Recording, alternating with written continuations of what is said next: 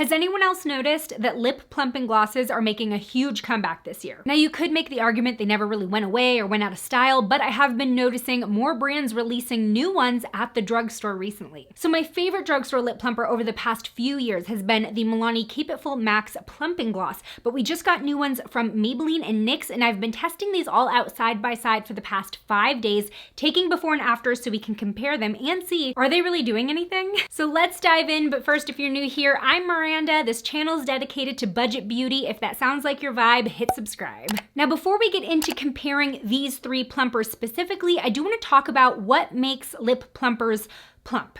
So in lip plumping formulas like these, there's basically something in the ingredients that's meant to cause this reaction and inflammation in the lips. To be honest, and to put it plainly, they use a mild irritating ingredient that is supposed to cause temporary swelling because of the blood rushing to the lips. So I'll go over what those mild irritants are with each of these formulas. Let's start out with my old favorite, the Milani Keep MAXXX. So this formula uses chili pepper resin to initiate that tingling and plumping effect. This one also contains mango seed butter and hyaluronic filling spheres for moisture retention. And I will say, out of the 3 that I'm talking about in this video, this one definitely does feel the most moisturizing and leaves the lips in the best condition. Now, this is a pretty thick formula. This is not what I would call lightweight, but it's not sticky at all. Plus, it's incredibly pigmented. You're getting the color payoff of a liquid lipstick. Today, I'm wearing the shade Situationship, and that's also the one that I tested in these before and afters.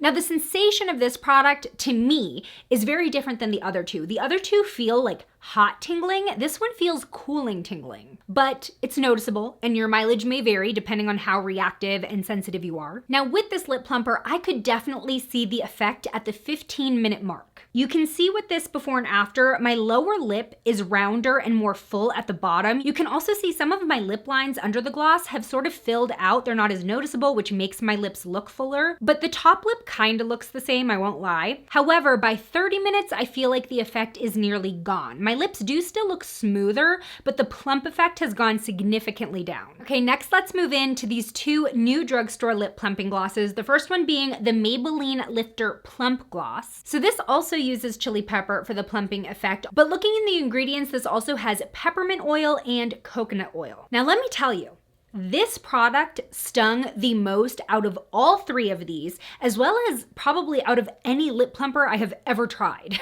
I was shocked at how much this stung and heated up my lips, and that stinging remained strong for over an hour. This is also the sheerest formula of the 3. It does sort of have that same effect as their normal lifter glosses, definitely not opaque. You're getting more of a wash of transparent color. The shade that I'm swatching here is Red Flag. Now, maybe because this was the sheerest, I could really see my lip lines sort of fill out with this one. However, I didn't really feel like this made my lips look bigger, and the effect was so subtle. I mean, this is me like analyzing zoomed in footage. It is very, very slight. You can also see that the color deepens a little bit, and this is my lips just getting red underneath all the stinging. Now with this one, I have such a strong sensation reaction that no matter what, even if I avoid eating while I'm wearing this, my throat starts burning. And this one actually dried out my lips. By the time it wore off, my lips were so uncomfortable. Now, it doesn't claim to be moisturizing. It doesn't claim to be comfortable even. But even with the coconut in the formula, when this was worn off, my lips looked and felt so thirsty. And finally, if you hadn't heard about the NYX Duck Plump Gloss before, then you probably know about it now because they had a Super Bowl ad. Now this one uses spicy ginger to give you, quote, immediate plump instantly and over time.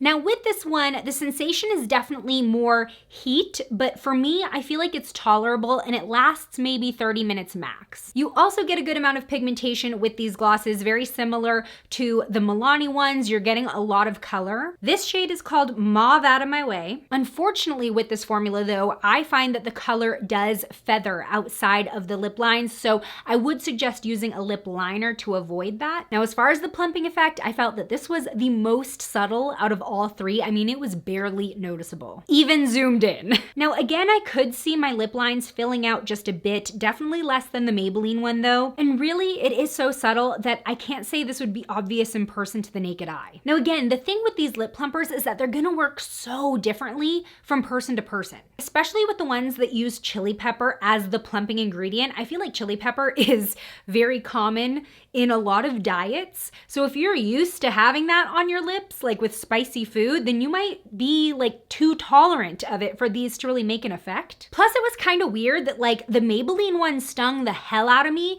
but I still felt like it was less plumping than the Milani one. Now, with that said, after 5 days straight of wearing lip plumping glosses, my lips feel shredded. It literally feels like I have been exfoliating with glass and I have actually been like flaking off dead skin. Now, common sense, I really don't think that lip plumpers are a great choice anyway as an everyday lip product because you're just irritating your lips over and over again to get that plumping effect. And I guess you could also build up a tolerance to it. But yeah, cautionary tale because I'm still trying to repair my lips after this past week. Now here comes my hot take that I have kind of come to the conclusion to after testing these all for 5 days. When it comes to these lip plumping glosses, I kind of don't think the juice is worth the squeeze. Because even if you find a formula that works for you, like for me, it's the Milani one. I feel like this one is the most obvious out of all three of these.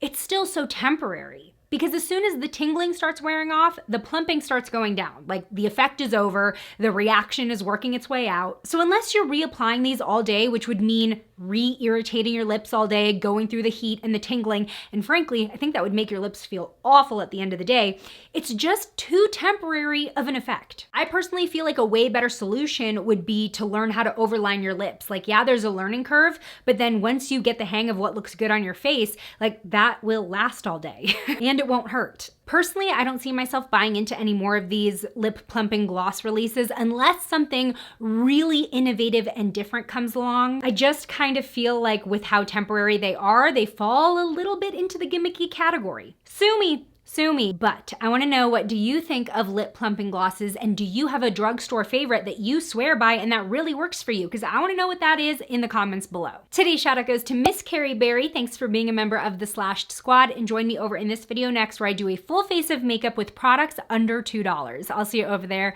Bye.